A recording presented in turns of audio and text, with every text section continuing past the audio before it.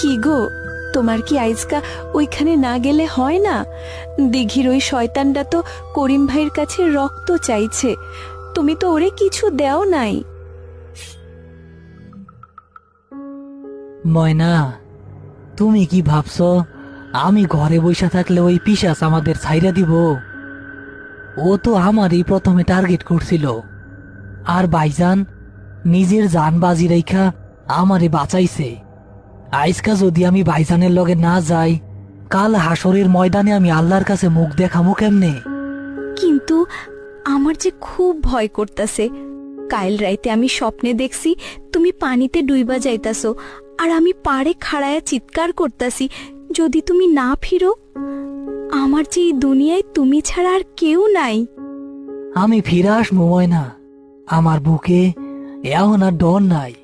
ভাইজান আমারে গত 14 দিন ধইরা মন শক্ত করার তরিকাও শিখাইছে। আমার আর কেউ মায়া দিয়া ভোলাইতে পারবো না। ওই ন্যাকড়াটা দেও আমারে। ময়না কাপা কাপা হাতে রতনের ডান হাতে একটা লাল সুতো বেঁধে দিল। এটা পীর বাবার মাজার থেকে আনা মানতের সুতো। রতন তার দা আর বর্ষা নিয়ে উঠে দাঁড়ালো।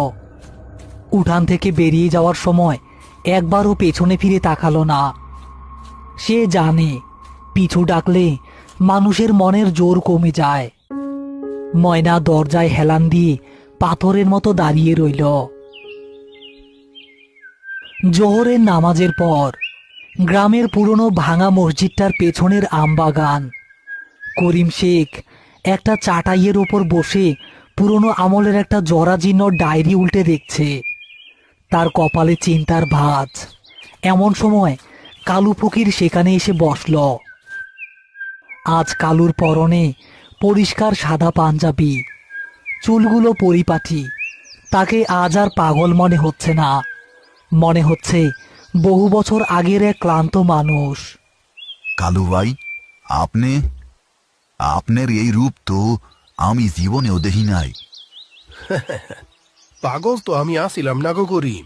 ওই দিঘির পাড়ের দৃশ্য দেখা আমার মাথার তার ছিঁড়া গেছিল।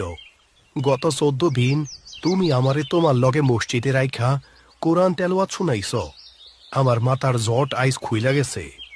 আইজ রাইতে যা হইতে যাইতাছে তার আগে তোমার সব সত্য জানা দরকার। কন কালু ভাই, এই পিশাচটা কে? ও কেন আমার মায়ের রূপ ধরছিল? কেন এত রাইত ধইরা গ্রামের মানুষরে ডাকে? হ্যাঁ, আইজ থাইকা 40 বছর আগের কথা। তুমি তখন জন্মাও নাই। এই গ্রামের নাম করা জেলে আসিল কদম আলী। কদম আলী সহজ সরল মানুষ আসিল। তার বউয়ের নাম আসিল রহিমা।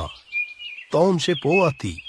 একদিন আমাবস্যার রাইতে কদম ওই পদ্মা দিঘিতে মাছ ধরতে গিয়া জালের লগে একটা পুরানো তামার কলসি তুইলা আনে। কলসিটা ভরা আসিল মোহর আর গয়না দিয়া। হ্যাঁ, গুপ্তধন? হ, কদম ভাবছিল এই মোহর বেইসা সে তার ফুয়াতি বউয়ের লাইগা শহরে গিয়া জায়গা কিনব। কিন্তু গ্রামের মাতব্বর আর জমিদারি খবর পাইয়া যায়। তারা কদমের বাড়িতে আইসা তারে চোর সাব্যস্ত করে।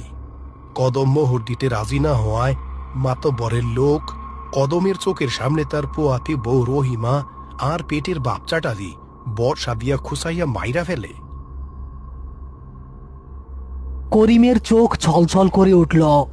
সে অজান্তেই হাতের মুঠো শক্ত করে ফেলল।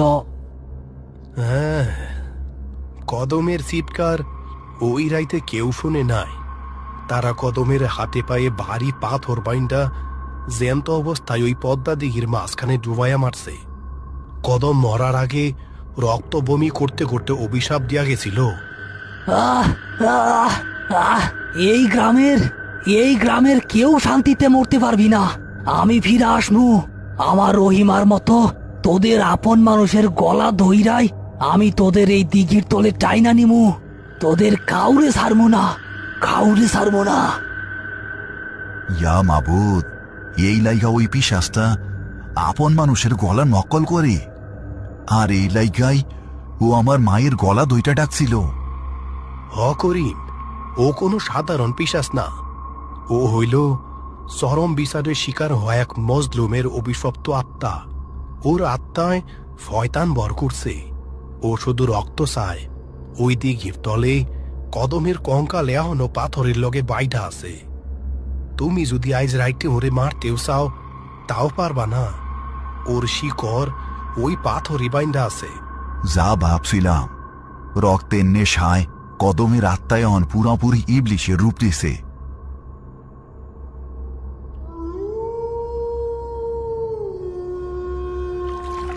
পদ্মা দিঘির বিশাল জলরাশি আজ আর কালো বা তেলতেলে নেই। চাঁদের আলোয় স্পষ্ট দেখা যাচ্ছে দিঘির পুরো পানি টকটকে লাল হয়ে আছে, যেন বিশাল একটা রক্তের পুকুর। হঠাৎ দিঘির মাঝখান থেকে পানি ফুটতে শুরু করলো টকবক করে।